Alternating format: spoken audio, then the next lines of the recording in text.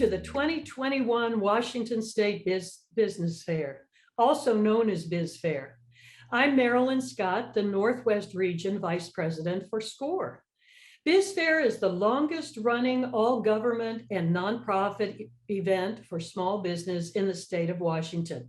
It's a free one-day conference where current or aspiring small business owners learn from experts how to start and grow their business. SCORE maintains the largest network of volunteers providing free mentoring and education for small business. We have over 10,000 volunteers in the United States, including about 300 in all corners of Washington state. Sponsoring the Washington Biz Fair aligns perfectly with our mission of supporting small business. We are so pleased to be part of it. This year's conference is very special because we're celebrating 25 years of BizFair. There are 6 different tracks, from starting your business to marketing and selling your services to diversity and inclusion. Our speakers include representatives from government agencies, mentors from SCORE and other partner organizations, current business owners and consultants, and many more. Before, during, and after the conference, you can visit the virtual booths in the exhibit hall.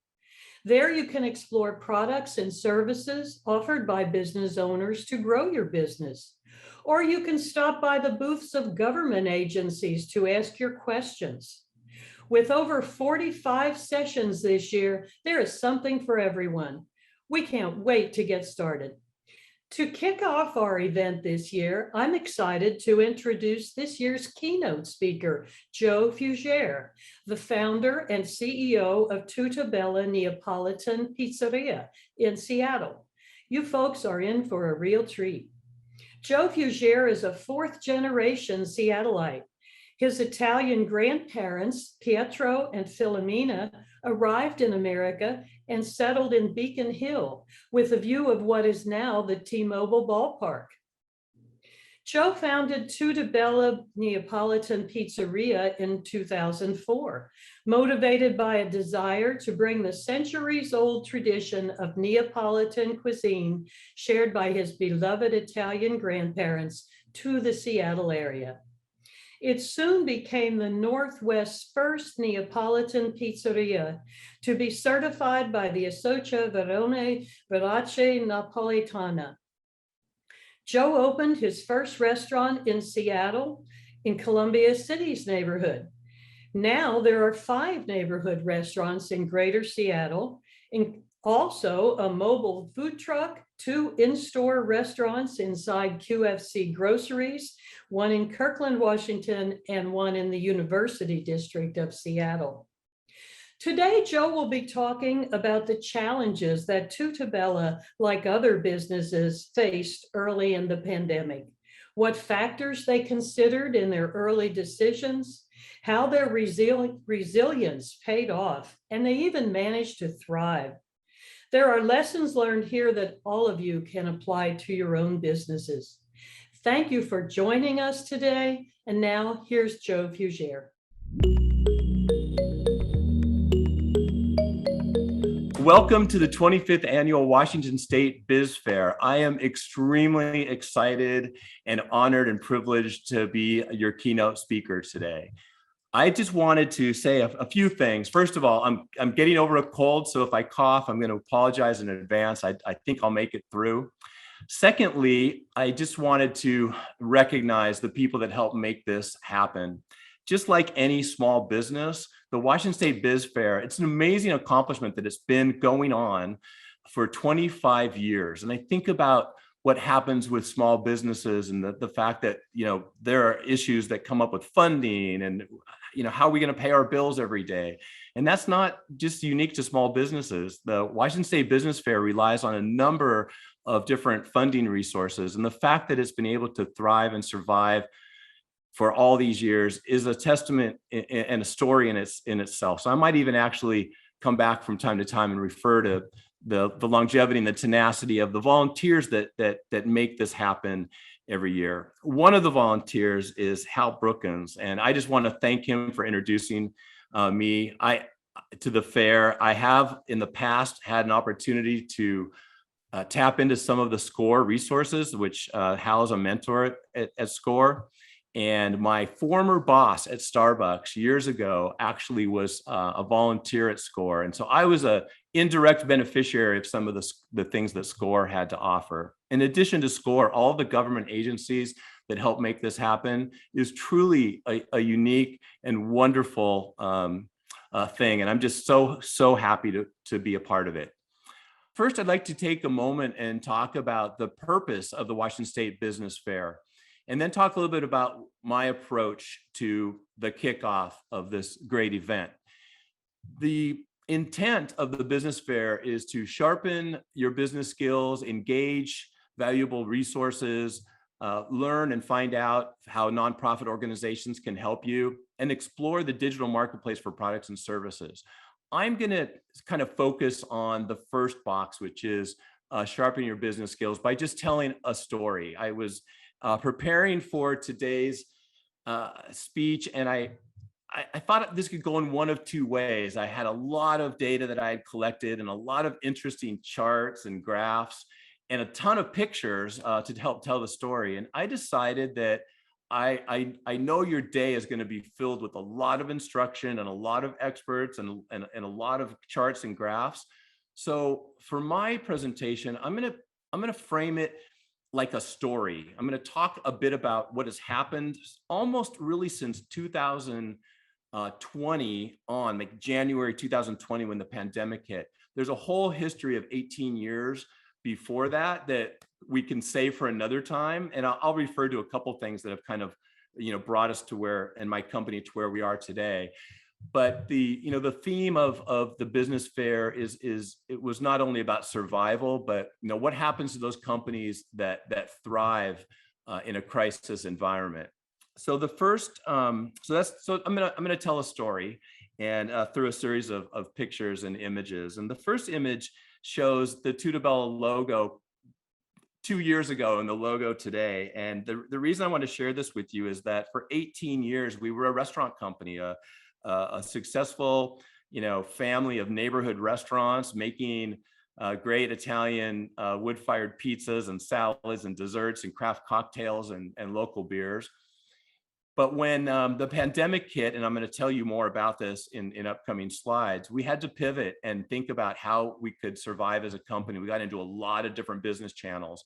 And today, these are words that other people have used maybe more than I have, but we're talking about Tutta as more of a lifestyle brand, and people experiencing Tutta at home, people being able to help in their busy lives and experience Tutta in more ways than just in the restaurants. So our logo is a bit modernized and reflects that. If I could take you back to 2019, I don't want to sound like the violins are playing and there should be a sob story about restaurants, but I think everybody knows, and most people that know restaurants know that it's not easy running a restaurant in the typical environment. We're faced with issues of increasing cost of goods. The real estate in Seattle, particularly in Washington State, is some of the highest in the country. Utilities are continuing to increase. The labor costs with increase in wages, which I am a huge supporter of, by the way, a higher and increased minimum wage, and we can talk a bit about that later as well. And the increased competition. One of the things that was really impactful with Tutta before the pandemic hit was restaurants were opening left and right. I think the bar to entry is a little bit lower when you have friends and family that are investing in your company. And a lot of restaurants fail, but during that time when they're in a startup phase, they are a direct competition and the marketplace gets saturated. And traditionally, again, people know this about restaurants, that there are traditionally low margins. So you have to really be a good operator to make any money at all. It's one of those careers of passion more than profit. So in the best of times, it's really tough to make a restaurant work. back in 2019, really Tutta was 5 brick and mortar restaurants. We had just started experimenting with this term called a grocerant. It's a restaurant inside of a grocery store. It's kind of a growing trend. So rather than grocery stores operating their own sushi bars or pizzerias, they're now finding that if they can team up with a local beloved brand, it's a little bit more successful because those brands are running their businesses as if they would run it and not the grocery store. We also have a food truck we call Dasporto. Dasporto means takeout and takeaway in Italian. And I'll show you a short video later about the truck. I'm really proud of it. We were testing in 2019 our grab and go deli items in QFCs along with our grocerants. We wanted to, we saw the emergence of third-party delivery services, and we wanted to experiment with a new delivery model. And because we wanted to control the supply chain of tomatoes, which, as you can see from the logo of our company, tomatoes are a big part of what we do. We actually had created a private label that we were only serving and using inside the restaurants, but we were starting to experiment on the grocery shelves. This is what Tutta looked like and felt like pre-pandemic. People were sitting close to each other, open kitchens. You can see in the upper left-hand corner, one of my favorite features of one of our restaurants was the chef table, where you could actually communicate and interact with the chefs. In the bottom right, you see our grocerant concept inside the brand new Kirkland Urban QFC. But the point here of this picture is that a lot of tables packed close together, people sharing the air and the space, and there's a real vibrancy to the restaurants. Our purpose and values have not changed over the course of all these years. We believe that, you know, if a mission statement is what a company does, a purpose statement is why they exist.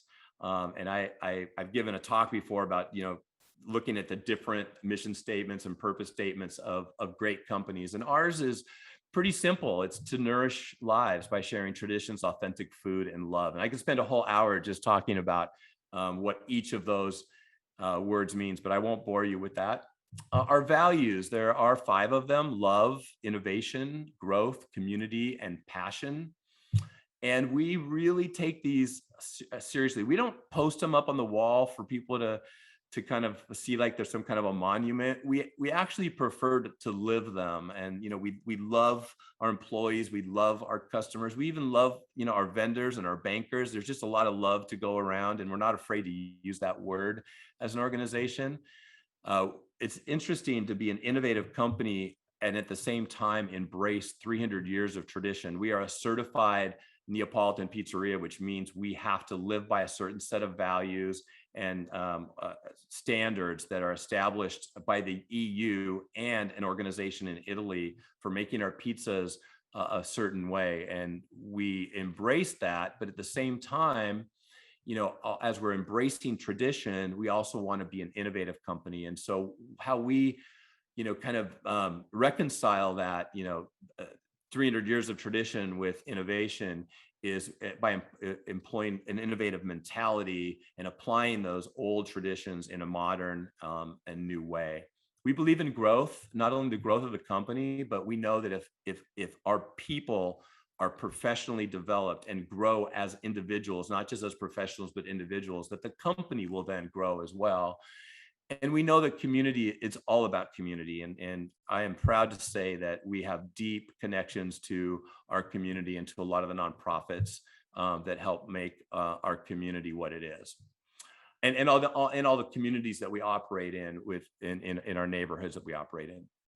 Passion, we just love what we do. And we keep raising the bar. When we feel like we've reached a point, we want to push ourselves to that next level.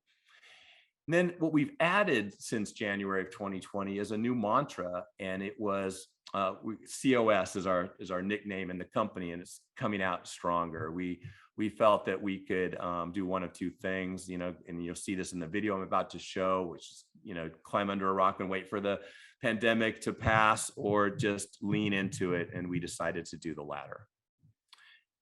One of the things I just wanted to share with you, because I'm proud of the fact that this is just 1 year in our history. We were recognized as the full service operator of the year by the Washington Restaurant Association, which is now known as the Washington Hospitality Association. The restaurant side and the hotel side kind of joined forces and is now called the Washington Hospitality Association.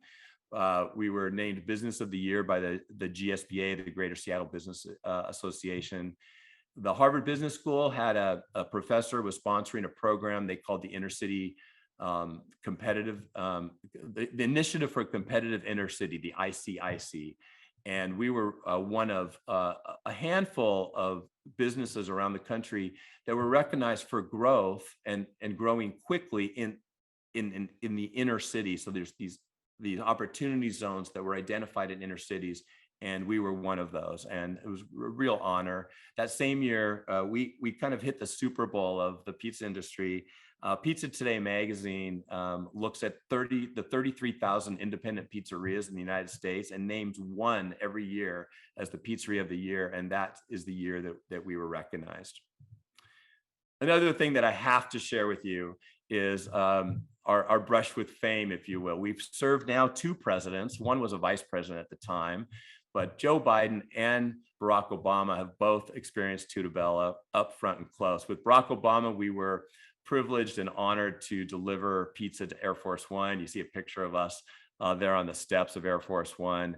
And then in the bottom right center, I was asked to testify on behalf of healthcare for our employees in Washington, D.C. at a U.S. Senate hearing.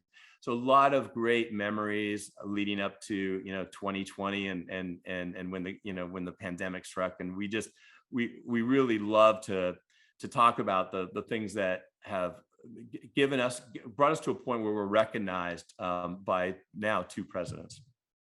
I just have to say that when the crisis hit, the very first thing we did was we gathered in a room, and my comment was, we got to talk about our family, our Tutta Bella family, our 200 employees. What are we going to do to keep them gainfully employed, or find government assistance or other jobs or whatever we can do? So rather than just laying people off, we wanted to make sure that all 200 of our employees were either placed. We worked with QFC, who we have this relationship with on the restaurant side, and they were, as you all know, grocery stores were hiring like crazy during the pandemic, and we were able to place about 30 or 40 people of our employees in QFC. We redeployed some of our servers and kitchen people because we pivoted to a delivery model, and we set up a help desk so that people just weren't thrown out on the street. So those people that didn't fit the top 3 bullets there, we kind of held their hand through the unemployment assistance enrollment. And then the other thing I'm very proud of that we can do, because we were a restaurant company, is provide a meal for all 200 of those people, them and their families, that they could come in once a day and receive a free meal from Tutta Bella. That was kind of our way of saying, we want to support you so that when this pandemic blows over, we'll be there for you, and maintain as much as possible. The government helped in maintaining benefits, because that's hugely important to people. We produced, as part of this, the love of our employees and how much they meant to us, we thought there's a gentleman that produces videos for us, and he goes, I want to do this for free. I just want to produce a video of what it felt like before the pandemic. And he produced this kind of in honor of our employees, and we shared it with them, telling them how much we missed them. So I want to show this for you.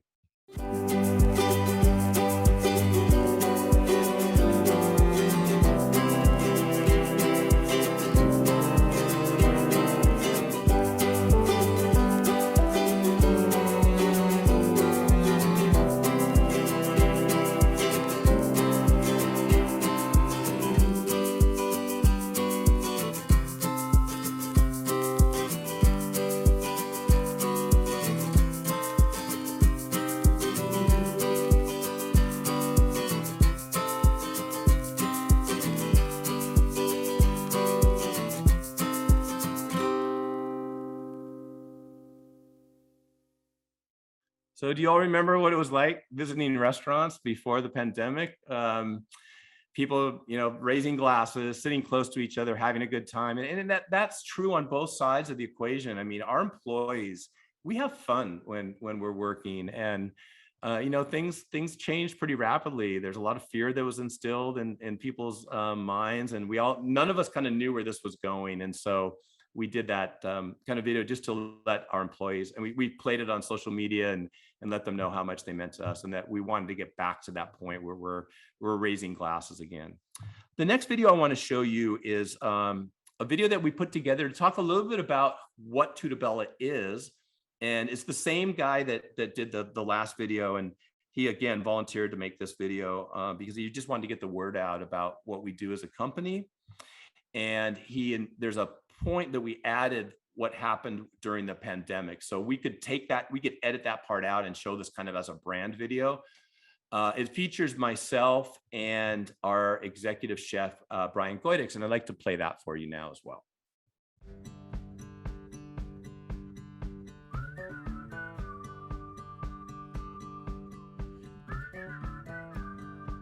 I like to say that dough has a destiny. You have to work with it for it to become what it's destined to be. And there's a lot of things along the way that can impact whether or not that dough is going to become the perfect pizza or not. It's simple and straightforward. There's no smoke and mirrors.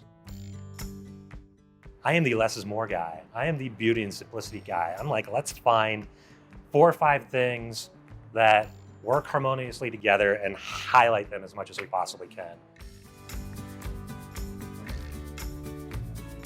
You can trust that every ingredient that goes into every product has been sourced with great love and care. And at the end of the day, when it all comes together, it becomes this magical thing. The perfect pizza is a combination of the best possible ingredients that you can find in the world and the technique to make it come to fruition.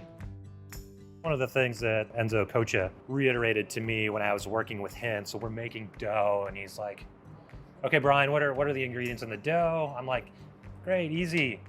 Flour, water, salt, yeast. And he's like, okay, man, there's one more. What is it? What is it? What is it? He kind of was like, come on, man, it's love. And I'm like, well, yeah, like, duh. Deep down, I always knew that. But hearing somebody say it again, it just reiterates it. And we practice it here. It's evident that we're not just opening the doors and making a bunch of food and closing the doors at the end of the night. We're doing something that we love. And we have a responsibility as members of the Verace Pizza Napolitana Association, the VPN, of paying respect to 300 years of tradition. It's emotional, it's cultural, it's historical, raw. You can move people with food, you can provide an experience with food. It's the celebration of all of the things that go into making the perfect pizza crust and adding this beautiful fruit of Naples, the tomato grown in the volcanic soil of Mount Vesuvius. And knowing that all the love that goes into growing that tomato and harvesting it is celebrated in the flavors that you taste.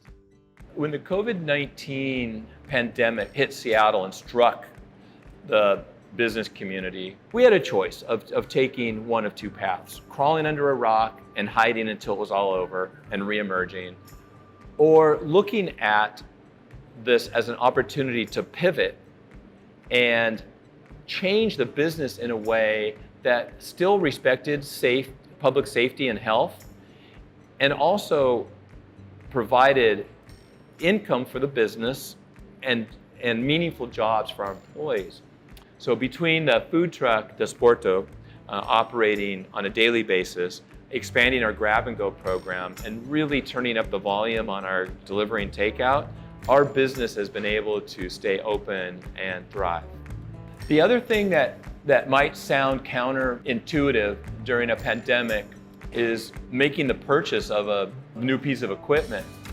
So what we decided to do was buy an Italian oven, bring it in from Italy while we were closed, and operate the food truck as our mobile kitchen in the process. The wood that we burn in an Italian oven is so much more efficient. The oven would pay for itself in about 1.5 years. Timing and good luck played a role as well. We discovered that there was an Italian oven that was exactly the same spec that we ordered from the Italian family in Italy on its way to America. It was perfect timing. So between the timing from Italy, the fact that we were shut down, we knew that we were going to be saving money at the end of the day, we decided to bring this oven in. Tutta Bello is not something that I created in my mind. It's something that evolved out of 300 years of tradition in Italy. Our employees, our managers, my family have all had a role in making Tutta Bello what it is today.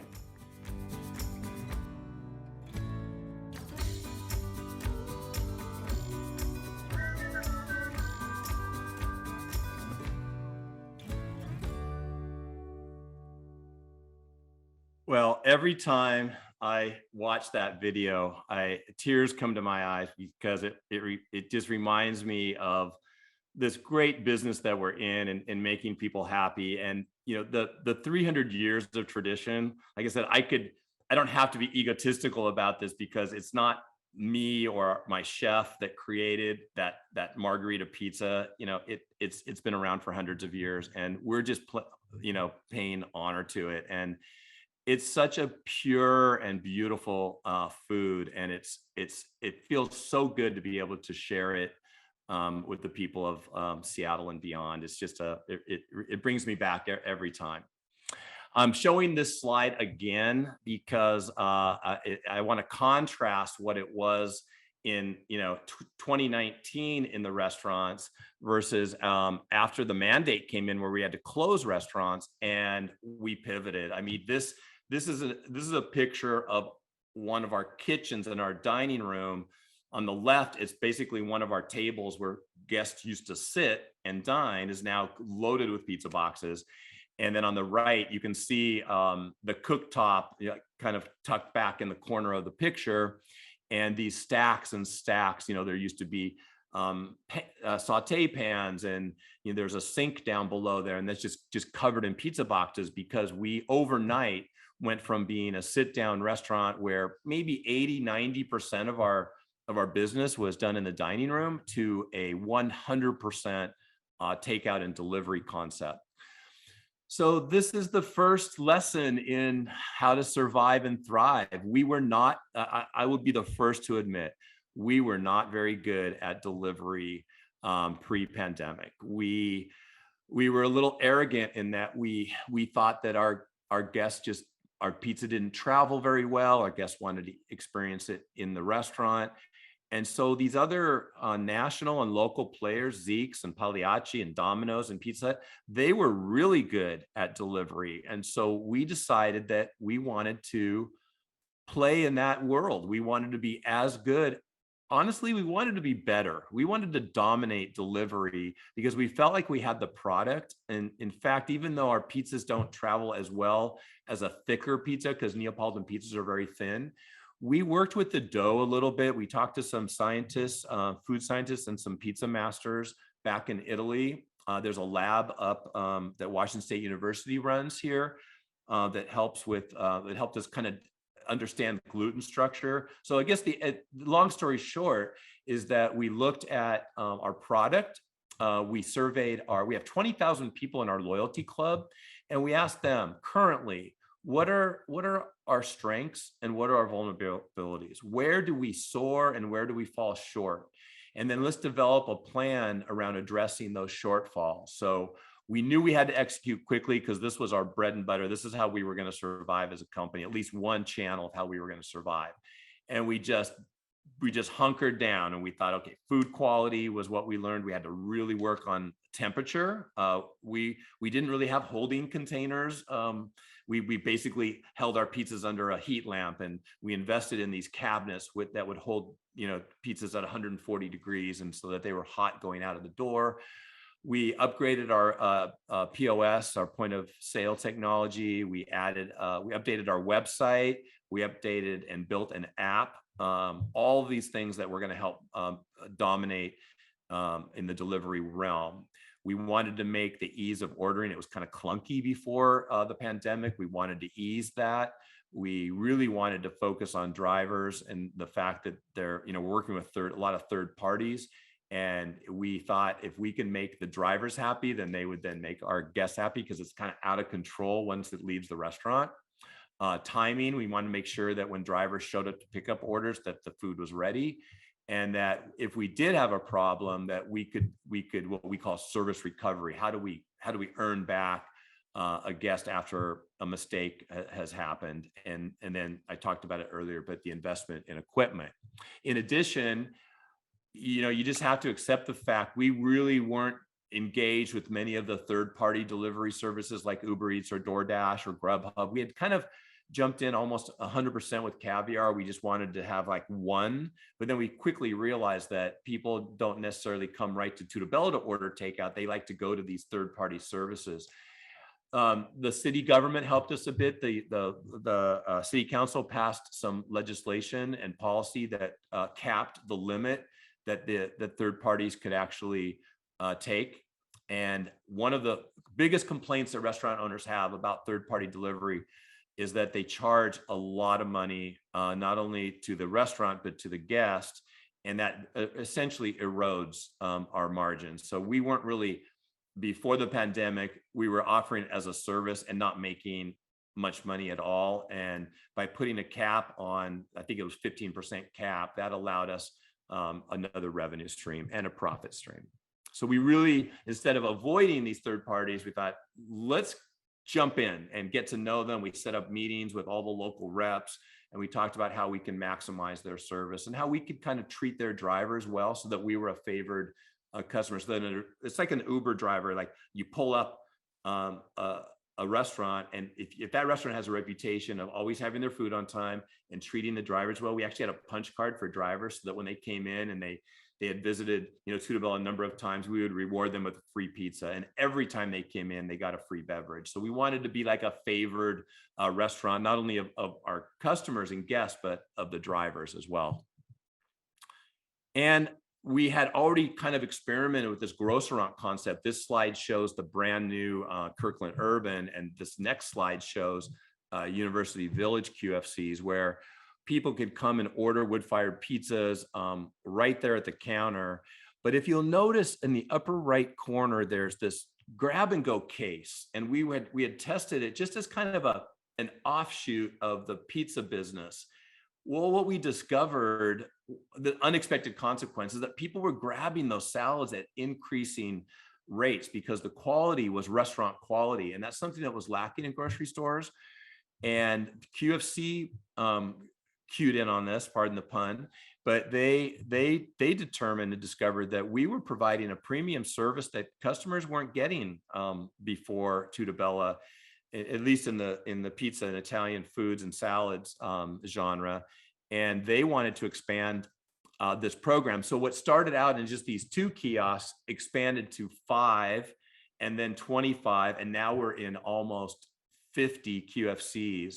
And I'll talk a little bit later about the other grocery channels. But this was one of those monumental pivots that, with the help of QFC, we are now in a whole new business, hence the kind of the logo change that I talked about earlier. And then this is a picture of one of our private dining rooms that previously had carpet and curtains. And, we took everything out, put in a new floor, lowered the temperature, and started assembling what was previously a private dining room, now became an assembly plant for those salads that we were providing to QFC. This is what it looks like in the grocery store. And on the right, those are some samples that we pitched to Costco. And I'll tell you about that story a little bit later. So this is the, only, 2 to 3 feet that we get in a deli case, but packed full of opportunity and products. What you don't see there is something I'll refer to later, which was our take and bake pizza line that we introduced later. Here's our lasagna line. Again, one of our dining rooms. We now have a production facility, but back then one of our dining rooms converted to a production facility. And then the picture on the right is what used to be our restaurant walk-in that would show prepped food for the restaurant, now is just full of prepped salads. And then Disporto, our beloved food truck. You see it parked right there in front of the front door of QFC. I have to just give a shout out to Chris Albee, who's the president of QFC. As soon as the pandemic hit, she called me personally and said, what can we do to help? And I asked about the food truck, and she said, absolutely, you park it at any QFC you'd like to, and we're not going to charge you a fee. We're not going to charge you a royalty. We're just going to help your business survive. And I think that's a testament to relationship building. If I was teaching a SCORE class, I would probably devote one whole class to building relationships with the people that you do business with outside of your customers. And speaking of the food truck, I have to show you this video because it's a pretty phenomenal thing that we did. We took a 20-foot shipping container and essentially converted it to a mobile restaurant with an Italian wood-fired oven and a salumi slicer and all these great little details. And this is essentially a day in the life of the Tutta food truck called the Sporto, and I want to share it with you.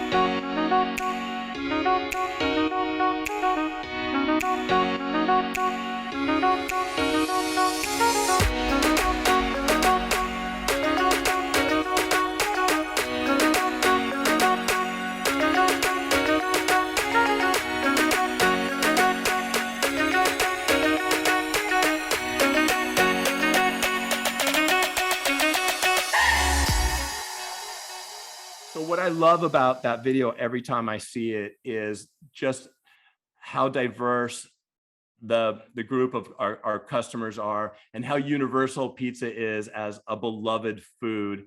I have a term I call pizza del popolo, pizza of the people, because it just embraces this idea that, you know, pizza is one of those foods that is universally beloved, and that, you know, when you see a pizza box, a smile comes to your face, and we really do embrace that. And I love how much that product does bring people together. Speaking of pizzas, this was a project that we took on that was highly controversial. Our goal was to provide a restaurant quality pizza in the grocery store, and that is not an easy task. We did not want this to be a frozen pizza because the frozen pizza category is very crowded. We wanted it to be a fresh pizza for a number of reasons. I just don't like the idea of our pizza being frozen. Even though these fresh pizzas do freeze well, I wanted them to start fresh and really compete and live with the fresh pizzas that were in deli sections in grocery stores. And so we spent hours and hours trying different things with par baking the dough and different toppings, and, you know, melting the cheese and not melting the cheese. And we came up with, it was kind of an aha moment where it just worked, because we were taking these home and we were creating them in the restaurant and then reheating them at home. And we came up with this really amazing product that I'm extremely proud of. These are the three that we currently offer out in grocery stores, starting with the classic margarita and the Campagna and Sorrento, all named after different regions in Italy and for different reasons. Some of them, here's the full line. Some of them have a family connection, and others are historic, like Sorrento was where the Allied troops first came and kind of helped after World War II. So there's this really kind of wonderful emotional connection. This is a slide I wanted to show you that I'm really proud of. Never in a million years did I think that we would be selling fresh pizzas at Costco. And this is I guess this is a testament to just being courageous. And we cold called Costco and said, would you consider selling fresh pizzas in your warehouses? And we got a yes response. They agreed to test it. So we're currently testing our take and bake pizzas 2-packs in 6 Costco warehouses, and the test is going very well. We more than doubled the minimum expectation that they had to keep a product on the shelves. To give you a point of reference, there are about 3,000 items in a typical Costco. In a typical grocery store, there are 30,000 items. So in a Costco, those 3,000 items, each one of those items has to meet a certain bar or it's out. People think that Costco is ruthless, but I admire their business model.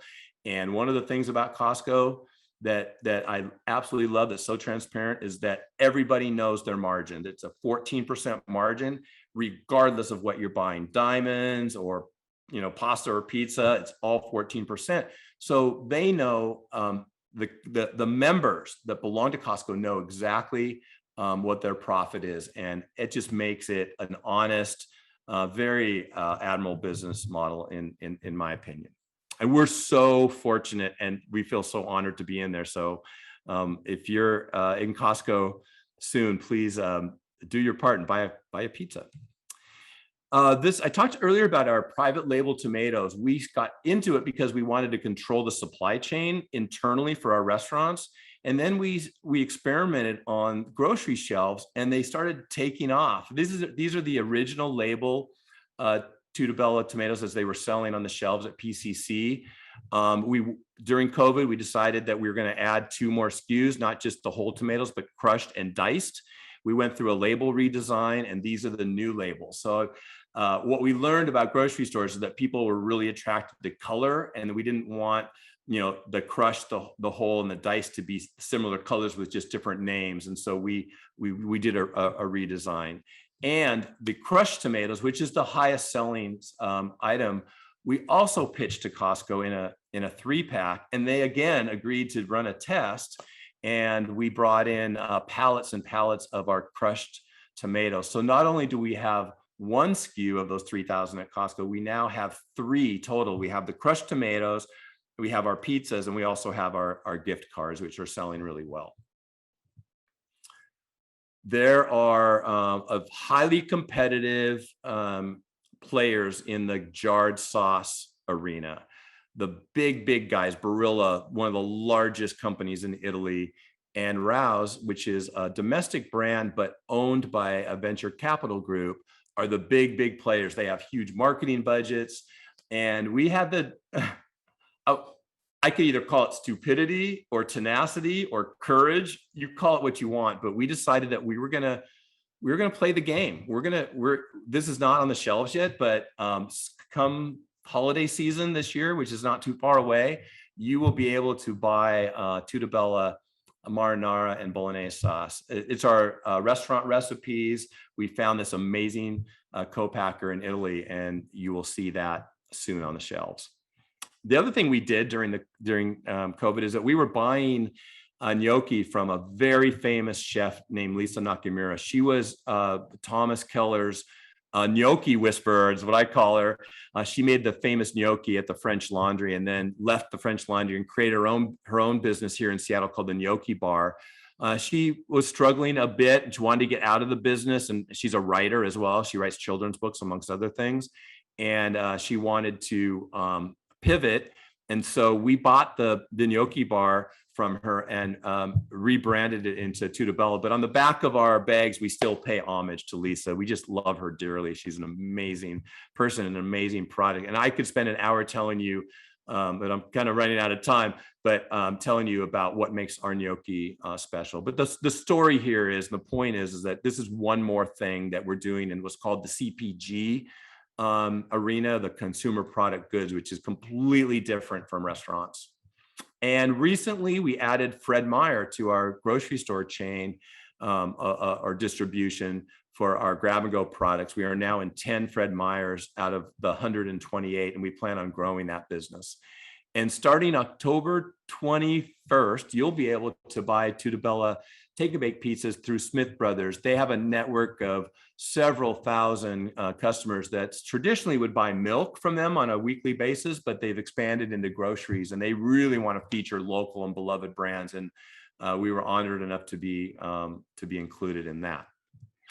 So the last portion of my talk is going to be about the architectural side. We decided to take some of our PPP money that we had saved up and start applying it towards really refreshing our restaurants and creating the Tutta of the future. What do people expect from open air seating and that type of thing in the future? And so I'm going to run through a series of slides that will show you what you can expect from Tutta in the years to come. This is our newly envisioned Issaquah location. Again, you'll notice an emphasis on outdoor seating because we think that's going to be a popular request. This is a proposal for Wallingford. There will be heaters and covers and things, but this is just a sketch. New entrance of our Wallingford location, new northern view of our Wallingford location, new deck, outside deck on the southern side of our Wallingford location. Our new Bellevue location reimagined with outdoor seating. Right now, where those people are sitting are planter boxes.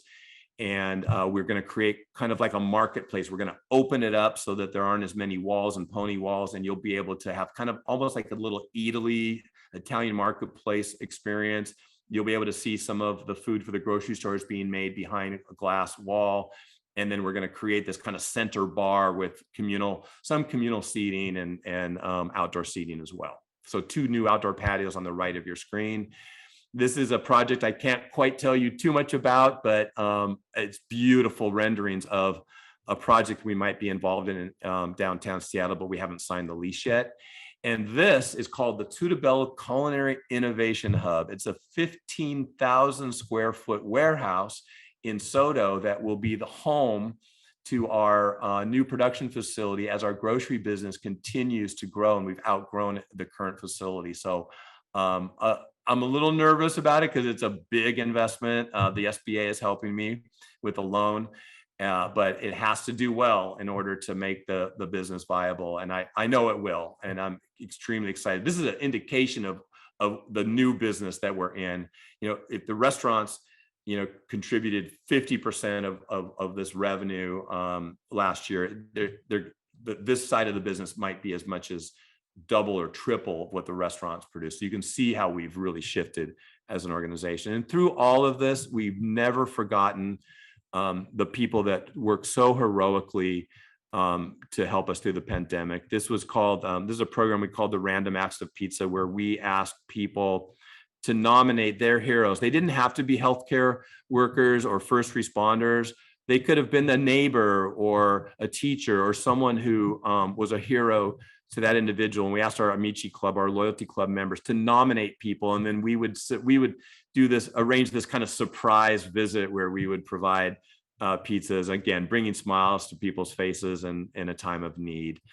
And I would spend more time on this, but I want to share a slide that we work with hundreds of organizations, nonprofits, but those that are providing food security and homes for adopted children and people that are homeless and have food security issues. We allow each one of our 7 locations to pick what we call a focused community partner. So in addition to doing all the things we do for those hundreds of organizations that ask us for donations every year, each general manager gets to choose one organization. That's why you see Issaquah Food Bank next to the Rainier Valley Food Bank. So we have a Columbia City manager that picked the Rainier Valley Food Bank, and we have an Issaquah manager who picked the Issaquah Food and Clothing Bank. And it's just really something they can take ownership and go really deep on. This is my final slide, and it talks about crisis and what happens during a crisis. There are 2 sides, and it may be no mistake that the danger side might be a little bit smaller than the opportunity side, because I wanted to prove a point here. And the theme of my talk was not to just always look at the dangerous side of things. You have to be aware of the reality. Sales are down, employees are being laid off, bills are adding up, all these things that you could lose sleep over. You're wondering about your landlords and what the future is going to bring. And that could stop you, that could stymie you, or you could be aware of all those things. They're there, they exist, but think about the opportunity. What opportunities? And that's exactly what Tutta. I hope through the course of this talk that you kind of learned that if you just kind of stick your neck out a little bit and say, why not, like the Costco thing and the grocery store thing, and you just ask, you just kind of get out there and have some courage, maybe a little tenacity, maybe a little creative thinking and innovation. But it's all about building relationships. And again, I could do a whole hour on just how important it is to have great relationships with not only vendors, banks, and landlords, but government agencies. They are there to help. And that's another kind of theme of today's business fair, is that you rely on those services that government agencies and volunteers like Hal and others will provide. Defining a new normal. This is where we are. Our delivery is now a huge part of us and always will be. So we should continue to try to refine that. And then look at those aha moments and say, okay, we're never looking back. This is the way it is from this point forward. There's going to be some things that return to what we like to call normal, but there's a new normal now, and we want to embrace it. And the government help with the PPP, we really used it we wanted to get full forgiveness, bring back our standby employees. We were really creative, and with the help of advisors, I think we used PPP to the maximum. And then pivoting. And, I know that's an overused word right now. It's a very popular word, but it truly represents what we did at Tutta. In closing, I just wanted to talk about our new mantra, which is to come out stronger. And I hope that the last 30 to 40 minutes provided you with some things to think about, maybe a lesson or two about how you have choices in running your business. You can choose to play the safe route, which I can totally appreciate, or you can maybe get out a little, lean in, and decide that you want to try something a little different and take some risk. And that's kind of what the intent of my talk was all about, was to be safe to some degree, but to also not be afraid to be bold. And I just want to bring it all back to the Washington State Business Fair and the fact that this is such a great opportunity for you to maybe take in what the fair has to offer, but also to pause and think about your business and how some of what other people have done might apply to you. So I am, again, honored and humbled by the opportunity to kick off the fair. So let's have a great day. And thank you all for being here. And I wish you the best of luck in your businesses.